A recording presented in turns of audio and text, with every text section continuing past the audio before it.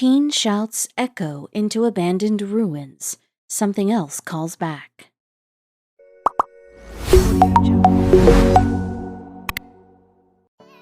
Walking in complete darkness, Isaac finally found the button for his torch on his phone. Now he could see the dark hallway a bit better. He could see old cobwebs and broken furniture as he made his way forward.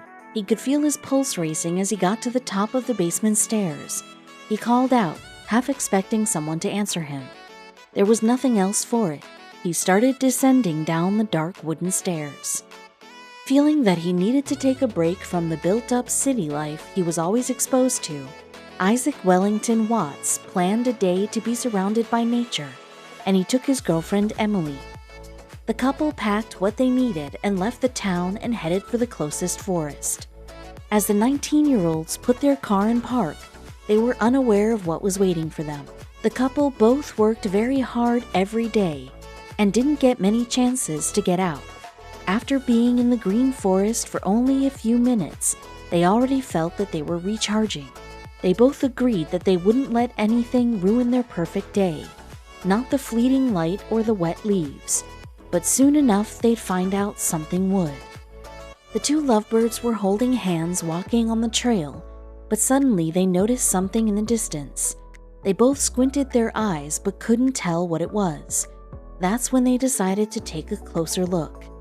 They heard crows chirp above their heads as they got closer to the dense forest, where it got much darker. They could smell petrichor, which made them even more uneasy. As they made their way into the dark, they noticed some old rubble. On closer inspection, it was actually an old derelict building. Whoever lived in this building left it in a hurry. They could see a radio and lots of furniture from where they were standing. Who would have left in such a hurry, and why? Isaac and Emily loved the idea of adventuring, and now that they were presented with an opportunity like this, they had to explore. It was eerily quiet inside, and they noticed that all the rooms were covered in mold. Isaac spontaneously decided that it would be funny to prank his girlfriend. Isaac pranked Emily quite often. Normally it turned out fine, as she would eventually laugh and they would both smile at each other. Now was not the time though, unbeknownst to Isaac. Isaac prepared his grand prank. He couldn't help but laugh to himself in the darkness. He was going to get her so bad. He told Emily that it would be fun to split up and explore two parts of the building, and meet up and tell each other what they'd found. Emily took some convincing, but she eventually agreed and walked away. Nobody could have foreseen what happened next. Emily could barely see anything in front of her, so she didn't even notice when Isaac crept away. She kept going down the hallway, thinking that Isaac was somewhere behind her.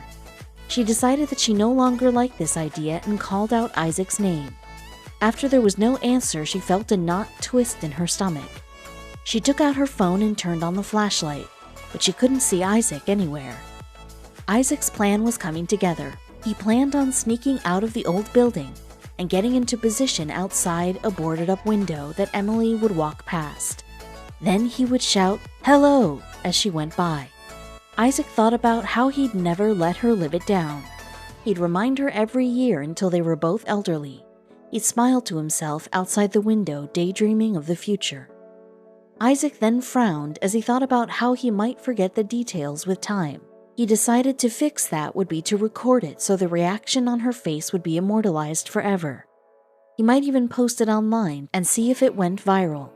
But while he was daydreaming, he didn't know that his prank wasn't going to go the way he wanted it to. Stubbing his laughter, Isaac calls out into the abandoned ruins. He braces himself for her screams. Instead, he hears something completely different. It's a deep, hoarse male voice, and it calls back from somewhere in the darkness.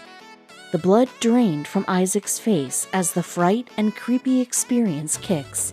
His mind then turns to his girlfriend, who's inside all alone. What has he done? Terrified, Isaac stood frozen. It was until a few moments later that he could calm his mind enough to think logically about the situation. Emily made her way out of the building. Hearing the voices from inside, she knew exactly what had happened. Isaac rushed over to her to make sure she was okay. She hadn't seen anything, but heard the voice come from the basement. Just as Emily begs for them to leave, Isaac realizes that he can't. He needs to see what or who that sound was coming from in the basement. His head was telling him to leave, but his heart was saying stay. But time was running out for Isaac. He had to be quick. He had to find out what that noise was now. Emily pleads with Isaac not to go inside, terrified and worried about what could be down there. She remembers every scene from horror movies that involve dark forests, abandoned ruins, being alone in the woods, and creepy basements. She refuses to go with him, and for good reason. Phone torch in hand, Isaac moves slowly forward. He thinks this is the scariest thing he's ever walked himself voluntarily into. Down the hallway, past cobwebs, broken old chairs and cabinets, he reaches the basement stairs. His heart pounds as he begins to descend. The wooden stairs creak under his steps as he calls, "Hello? Is anyone there?" He reached the bottom of the stairs and pointed his light to the corner of the basement. Something didn't smell too good, and with every breath Isaac took, he could taste it. He spat out in disgust, but what he saw next left him lost for words.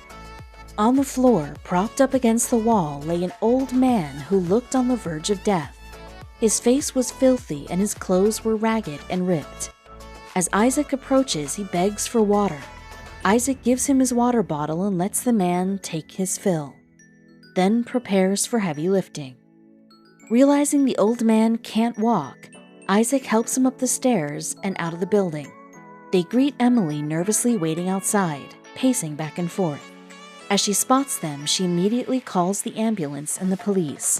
As they wait for help, they learn more about this stranger and how he ended up here. The man was 51-year-old James Thompson.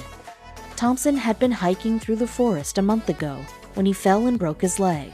With only enough strength to reach the abandoned building for shelter, he waited and called for help, but no passerby had previously heard him.